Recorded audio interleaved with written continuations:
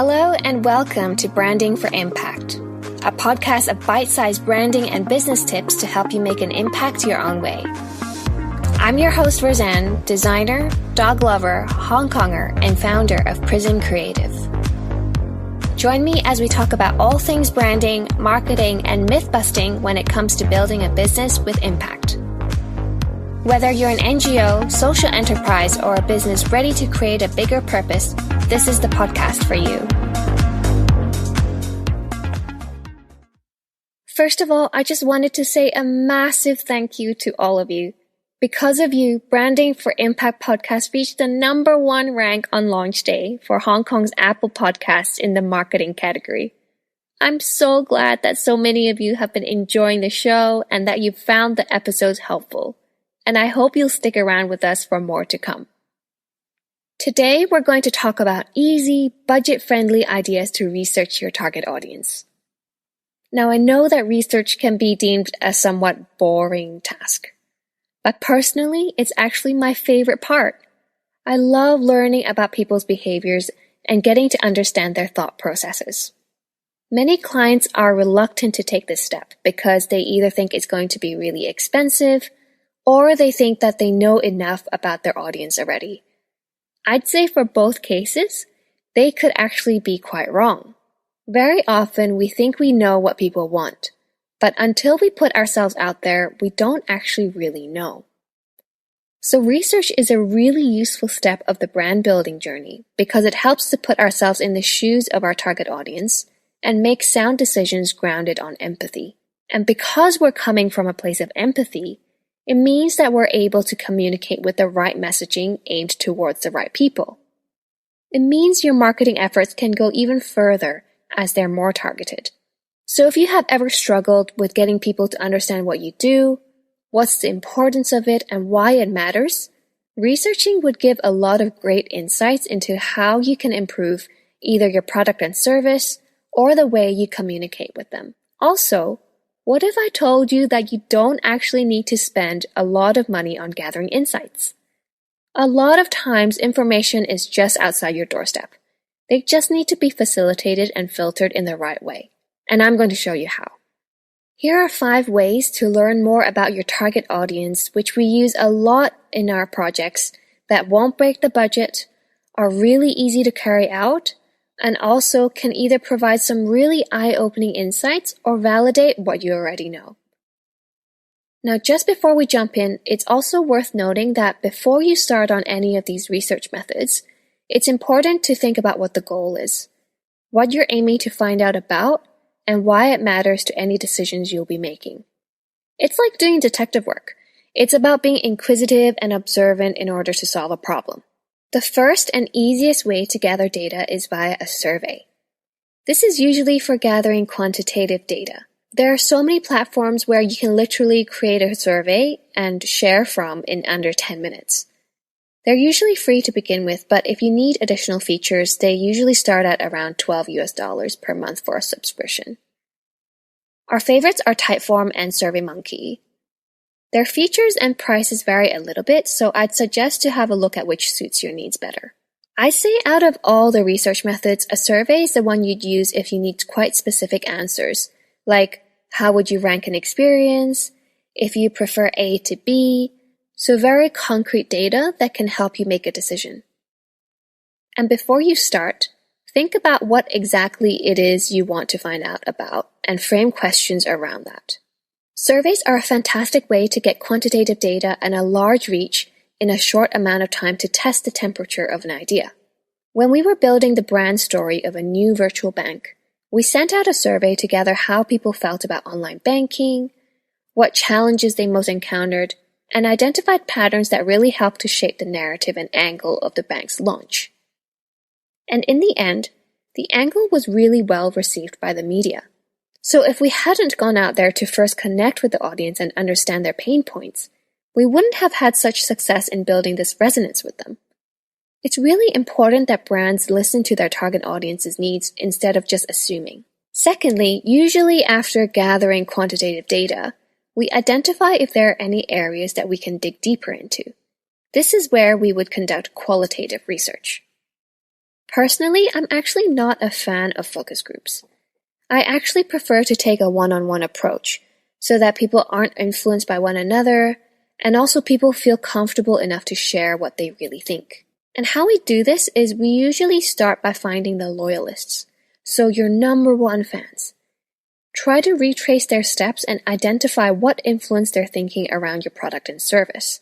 So really mapping out the journey that they took. How they feel about your brand, what's changed for them since using your products or services. Because if it worked for them, likely it would work for others. So see if you can identify any patterns coming through. As an example, for one of our NGO clients, they've been feeling stagnant at the 5-year point and wanting to realign, restructure, and tighten up their vision and values so that they're ready for a stronger, more focused plan for the next stage of growth. So what we did was invite 8 of their star volunteers as part of our qualitative research, and we spoke to them one-on-one about their experience so far as a volunteer, what has really stood out to them about the charity, and anything they felt that could be improved. And we actually ended up with something that's very obvious, but has been overlooked in the brand story, which is that the charity is really here to bring happiness to children and volunteers through creative arts. Every volunteer that we spoke to, when we asked them to give 3 words to describe their experience with the charity, every one of them said happiness. So this core value then became something that ran through the next evolution of the organization itself. Because branding really is all about the feeling that you leave people with after each interaction. Having these conversations with the volunteers really helped to rejuvenate the story and vision, as well as come back to something that's at the heart of human connection, happiness. Other than loyalists, sometimes we also try to talk to those who are on the other end of the spectrum, those who don't believe in the product and service. Not that the ones who are 100% against what you do will convert, because it is much harder to sell to people who don't believe in what you do, but it's really to understand the why. It might shed some light on how you could improve your communication. Maybe at some point there was misinformation. Or it can share some insights on where your product or service is not meeting the demand. It can also tell you exactly who isn't your target audience. So identifying extremes on both ends is also helpful to get a fuller picture. You can carry out qualitative research quite easily depending on how much depth you need. We always prefer to do either one-on-one sessions in person or via Zoom, so you can see the person's facial expressions. Otherwise, for smaller research tasks, for example, to get quotes to support your hypothesis, you can also do that via a WhatsApp or email conversation. This next method is especially helpful for new brands and can easily be done with some team brainstorming or desktop research. Very often, when we're creating brands from scratch, it's really hard to predict who would be interested and how exactly we can catch their attention. So a really useful exercise is simply identifying what other brands your target audience would use and borrow from them. It doesn't have to be within the same industry as you. In fact, it's better if it's not. So for example, if you're a sustainable coffee brand, would your target audience be more likely to use Tesla or Mercedes? Why? It will tell you a lot about their behaviors and lifestyle choices. Borrow these key things you've identified and see if you can apply it to your brand's positioning, values, or messaging. So far, we've talked about research methods that have a particular goal or hypothesis in mind. This next one I'm about to share is one that's more open-ended, and sometimes you can't really tell what you'd find, which I think is quite exciting. And this is in-person or on-site research. It's my favorite way of getting to know people because you see them in their natural habitat. There's so much we can learn about people's behaviors and beliefs from simply observing and listening. A really good example is when I was doing research for a new health food brand, and I went to one of the most popular health food stores in Hong Kong just to see and immerse myself in the environment. As I was looking around, I overheard someone say jokingly to his friend, "Where's the poor people section?" On top of that, I saw a lot of people were shopping around, picking things up, looking at price tags, but in comparison, there actually wasn't much of a queue at the till. So it seems people weren't buying essential items as much in this health food store compared to a regular supermarket. Maybe people were going more for the shopping experience than actually purchasing something. So because of that comment that I overheard, and also the observation of shoppers, it started the conversation with the client of needing to understand and validate whether health food stores in Hong Kong are actually too expensive for the everyday person. So did that mean they needed to work really hard to break that stigma? So we needed to investigate what are people's thoughts around the pricing, what are their behaviors around health foods, and where the buyer's resistance is. Other things you can be doing as well is simply going to a few shops that you'd like to stock at in the future to check out things like packaging, pricing, and behaviors of people. And really observe what catches your eye and why. Look at the items that sell out the quickest. Where are they placed?